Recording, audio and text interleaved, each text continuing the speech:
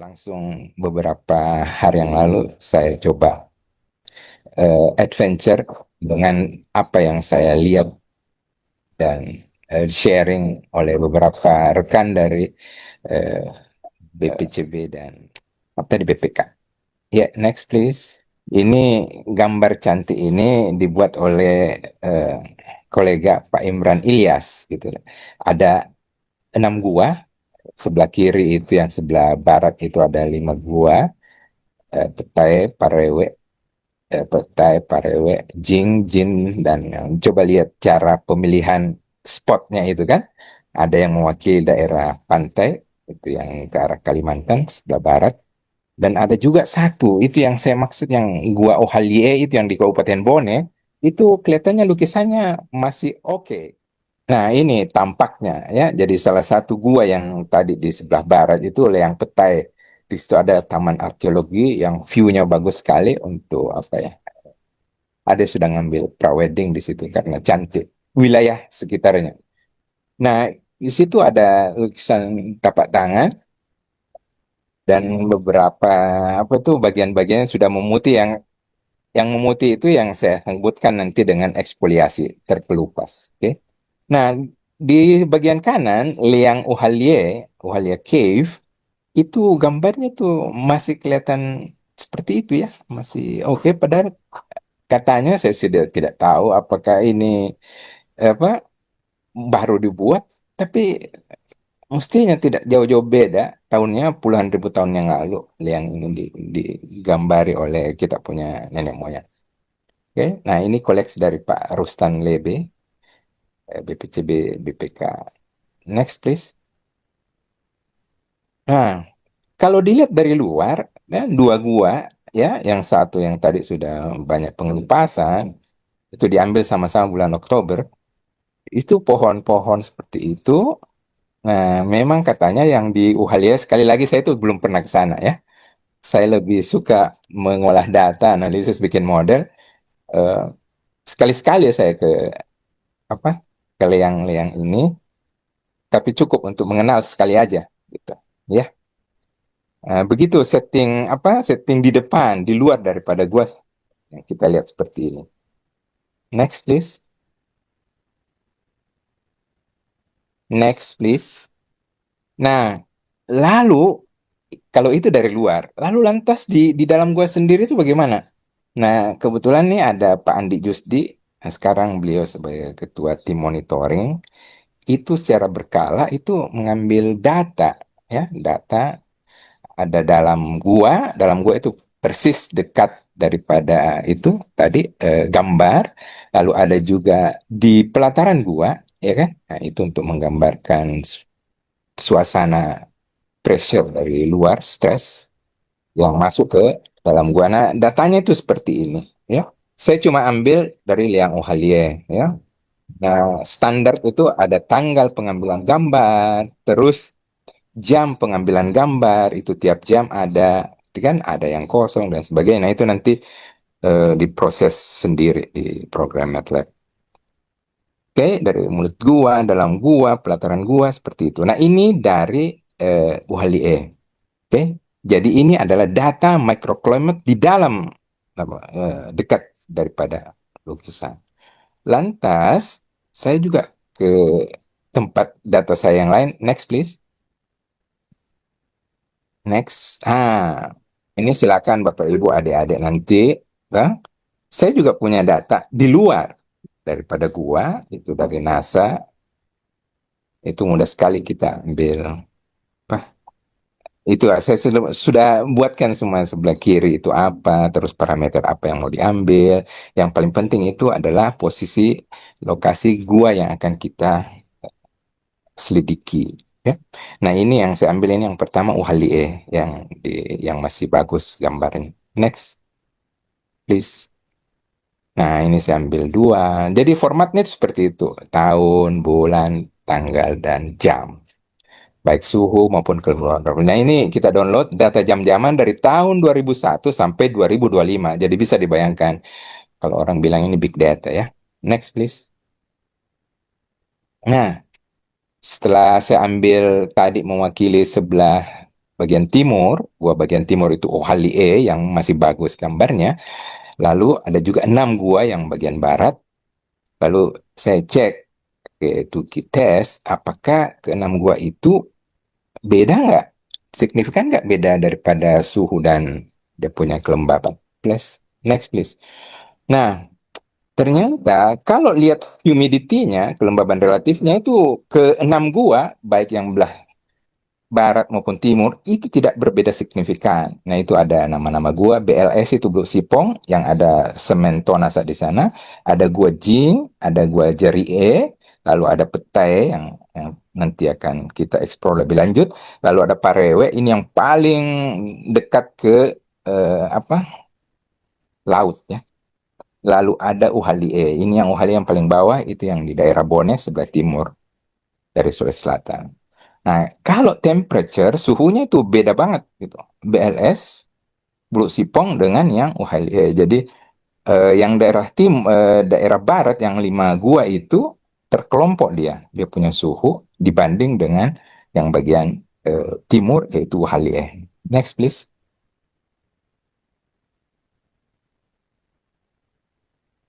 Nah, sekarang kita cek bikin model ya. Bagaimana sih liang Uhalie dengan liang petai? Nah, ini pertama ya, Uhalie dulu. Luheng Ohalie tidak sering dimonitor oleh, menurut data yang saya dapat ya. Nah, walaupun tidak begitu sering, tapi dilihat daripada mereka sebut scatter diagram, diagram seraknya itu, untuk apa ya, suhu, coba lihat di sumbu horizontal itu suhu, itu diagonal, garis putus-putus itu biasa orang sebut line of perfect forecast.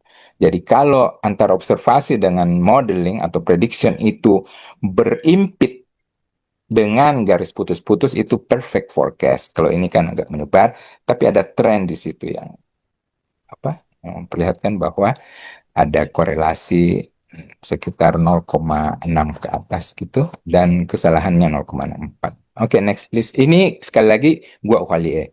Nah, eh ini pakai model linear regression, yang satu pakai random forest. Kalau tadi scatter diagram, nah ini yang saya perlihatkan ini adalah time series-nya. Tapi sekali lagi ini tes ya, yaitu mulai tahun 2020 sampai 2024. Ya, di situ ada korelasinya masih oke 0,66, terus apa? Random forest juga sekitar 0,6. Oke, next please. Nah, di sini mulai tidak bagus nih. Uhali E ini coba lihat. Ya kan? Dia itu yang titik-titik merah itu kelihatan tuh horizontal dua-duanya ya. Em, Nah, ini yang saya duga ini karena datanya itu tidak sebanyak dengan Liang Petai data monitoringnya, sehingga kedua model ini, baik yang linear regression OLR, ordinary square, dengan random forest yang machine learning itu tidak setengah mati dia memodelkan gua dari Uhalie. Next please. Nah, ini masih Uhalie, date time-nya seperti itu juga tersebar antara observasi dengan model. Next please.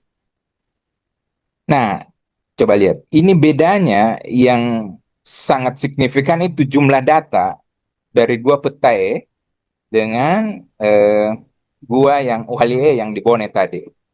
Sangat-sangat apa mulai mendekati apa garis line of perfect forecast.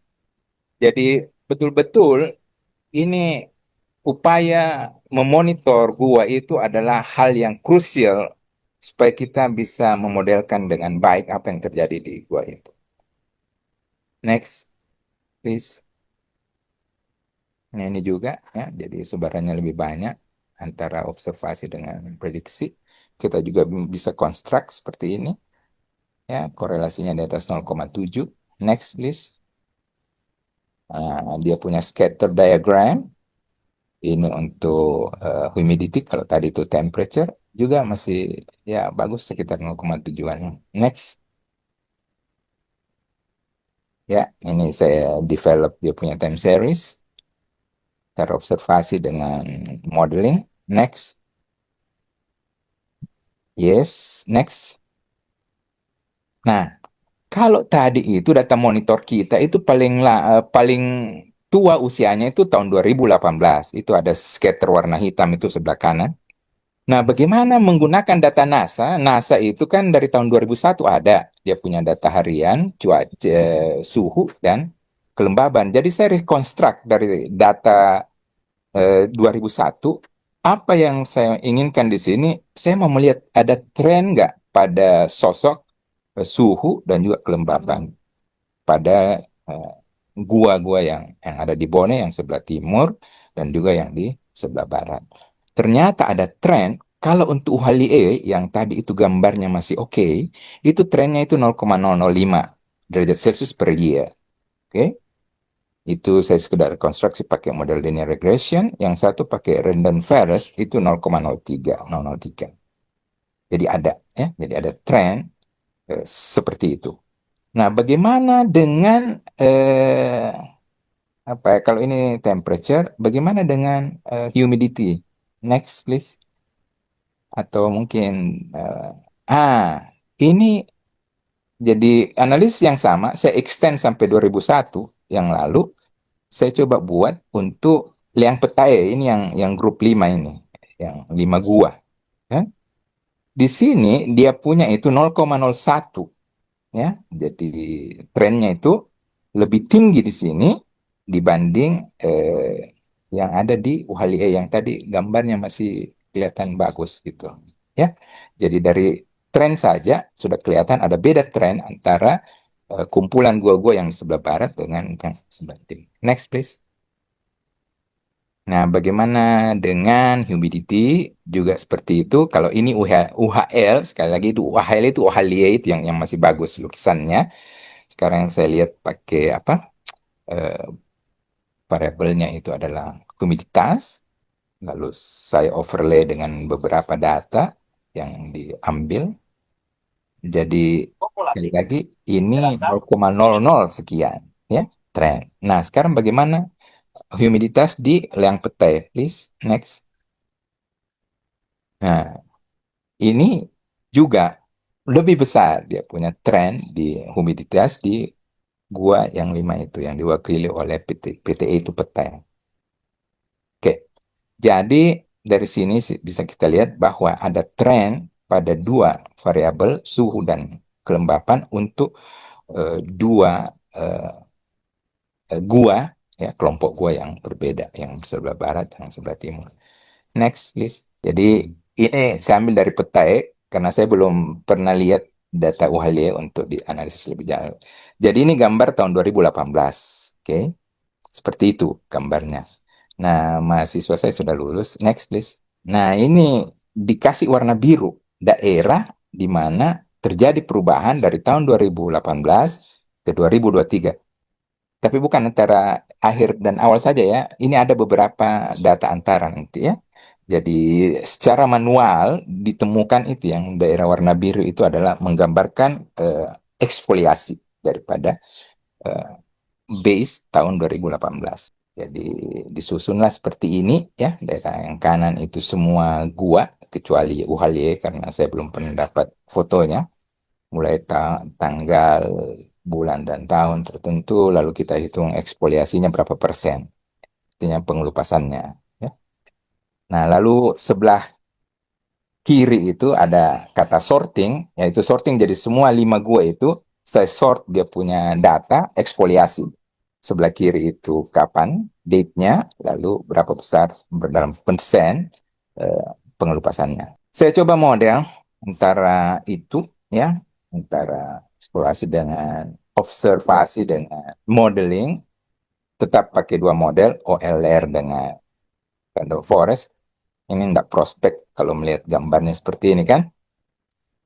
Oke, nah, saya tidak maksa. Kalau data seperti ini, saya tidak akan pakai yang lain lagi, model yang lebih canggih. Memang ada sesuatu pada apa data di sini. Selain scatter diagram, saya juga tetap coba lihat bagaimana time series-nya. Saya juga pikir, dengan nilai korelasi yang 0,19, 0,28. Ini saya lebih bagus tinggalkan yang begini. Cari upaya lain. Next, please. Oke, saya pakai K-means clustering. Ternyata kalau kita pakai data, sekali lagi datanya itu dari data NASA ya. Oke, ada data wind, ada kelembaban relatif, dan juga temperature. Ternyata diidentifikasi memang ada cluster 1, 2, 3. Ya, seperti itu. Jadi sebenarnya mereka itu terpisah dari eksfoliasi. Oke, nah, saya belum beri nama itu yang merah itu cluster apa, tapi gambaran 3 dimensinya itu seperti ini. Ada 3 cluster. Next, please. Nah, kalau saya coba random forest untuk mengklasifikasikan tadi antar cluster low, medium, high, lalu saya coba prediksi dan juga observasinya seperti apa, ini juga hasilnya ndak bagus nih. Biasanya orang lihat itu banyaknya ukurannya, height ke skill dan seterusnya. Kalau yang paling gampang itu yang persen correct, kita jumlahkan saja itu yang diagonal dari atas 6 plus 3 plus 2 lalu dibagi dengan total baru dikali 100%. Ya, jadi kalau masih terisi matriks yang lain, elemen-elemen lain selain yang yang diagonal, itu berarti masih banyak kesalahan error di kita punya modeling. Oke, itu eksfoliasi, pengelupasan. Nah, bagaimana dengan laju pengelupasan? Jadi kalau tadi itu apa pengelupasannya, nah ya saya itu yang penting itu juga lajunya berapa besar orde dalam temporalnya. Oke, nah itu kita sebut laju pengelupasannya. Apakah dia cepat, sedang atau nah sama juga. Jadi kita extend saja. Kita tahu eksfoliasi, lalu kita tahu berapa durasi antara satu monitoring dengan monitoring lain, maka di situ kita dapat berapa laju pengelupasan. Lalu saya sortir lagi. Next, please. Nah, di situ saya plot ada 5 gua di situ, Bulu Sipong, Jing, Jarie, Petae, dan juga Parewe. Ya kan? Nah, itu saya masih belum sentuh yang apa itu yang kelihatannya outliers ya. Itu dari kebetulannya Liang Jin tuh tidak ada hubungannya dengan mistis di sini. Kenapa tiba-tiba dia punya exploration rate itu menonjol sendiri antara 2022 dengan 2023. Lalu saya juga coba bikin cluster. Nah, kalau tadi eksfoliasi saja, sekarang laju eksfoliasi, pengusahanya seperti apa? Rupanya juga mereka tuh berkelompok juga apa punya cluster. Jadi laju juga bercluster. Nah, saya pakai juga apa namanya ini confusion matrix 3 kali 3. Ini juga tidak bagus nih. 2 tambah 2 4 8 dibagi semua itu isi warna-warni ini. Jadi dengan model yang sekarang ada tuh belum bisa kelihatan ya. Jadi ada sedikit tapi belum meyakinkan. Nah, ini saya mulai menginterogasi salah satu AI. Lalu saya bikin prompt seperti ini. Oke, saya itu melakukan pengukuran eksfoliasi pengelupasan cave art. Lalu dari data saya temukan sekian lajunya dan maksimum sekian. Lalu perubahan suhu itu dalam gua ya, itu sekian dari 24,7 sampai 30 derajat Celcius. Lalu ada variasi fluktuasi humiditas antara 83 sampai 99.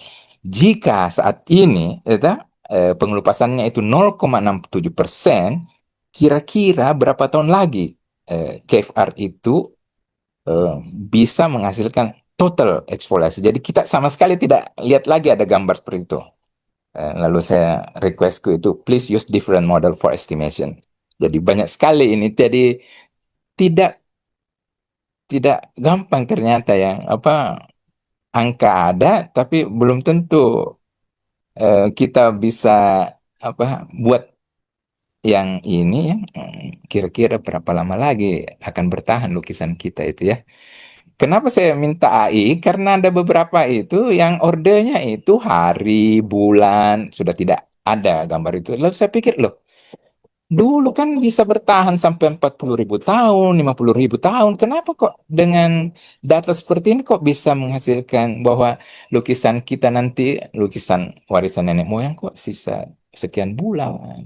Ah, ini enggak cocok ini dengan saya punya insting. Jadi kalau tidak kita apa-apain kondisinya sekarang, ya kan, baseline, jadi tanpa ada intervensi, itu kita masih bisa lihat, tapi ini probabilitasnya, bahwa itu range, kita masih bisa lihat lukisan kita dengan kemungkinan yang berbeda, antara sekitar 3.000 sampai 9.000 tahun kemudian. Masih ada ini, Mbak. Oke? Nah, dengan menggunakan kontrol humiditas di dalam gua, maka itu dia punya range itu makin apa ya? Kelihatan sisa masih bisa antara 5.000 sampai 8.000. Itu masih bisa lihat. Kalau kita kontrol RH dengan T, suhu dan kelembaban dalam gua, kita dia punya apa tuh makin fokus dia dengan kemungkinan itu sekitar 7.000 tahun mediannya, kita masih bisa lihat ini coba lukisan. Oke. Nah, mengenai modelingnya, teorinya ada, kita sudah buat metodologi nanti untuk kalau bisa kita coba publish. Next, please. Nah, apa yang dimaksud dengan kontrol di situ, yaitu bagaimana kita mengendalikan kalau ini apa ya, RH kelembaban. Nah, rupanya kalau kita punya lukisan itu bertahan sampai 7.000 mediannya, median time-nya itu sekitar 7.000 tahun, maka kita usahakan fluktuasi humiditas itu antara 1 sampai 8 persen. Oke, itu untuk rezim yang eh, low RH regime. Jadi kondisi humiditas yang rendah. Tapi kalau kondisi itu rejim jadi basah gitu ya, itu kita bisa sampai 5.000 tahun aja. Nah, ada satu publikasi, tuh, tapi ini bukan gua nih, yang apa Shang dan kawan-kawan, itu di sindikat daripada Nature, Heritage Science, itu dia lihat dia punya warisan budaya juga. Nah, itu yang menerangkan kenapa kalau humiditasnya di rejim rendah itu usia daripada apa ya, peninggalan itu lebih lebih cepat hilang. Oke, nah itu dari segi humiditas. Next, please. Nah, bagaimana dengan stabil temperaturnya? Jadi temperaturnya ada variasi 0,2 sampai 2. Nah, kita di bawah itu kalau warm regime. Jadi kalau suasana suhunya itu tinggi, oke, nah kita apa lukisan kita tuh lebih cepat apa terkelupas gitu. Dibanding kalau dalam kondisi suhu yang rendah, yaitu yang warna biru. Oke. Nah, ini hasil dari data tadi kita olah terus kita buat proyeksi. Nah, mudah-mudahan ini pengelola apa ya, pengelola gua itu mudah-mudahan bisa apa ya melakukan sesuatu. Tapi belum ada namanya geoengineering di gua ya. Misalkan kita untuk membuat suasana suhu tertentu, humiditas tertentu, lalu kita pasang apalah AC, terus kipas angin dan sebagainya. Saya belum pernah lihat geoengineering untuk memodifikasi cuaca di dalam gua. Next, please. Oke, saya kira pas nih. Thank you for attending dan comment question. Terima kasih.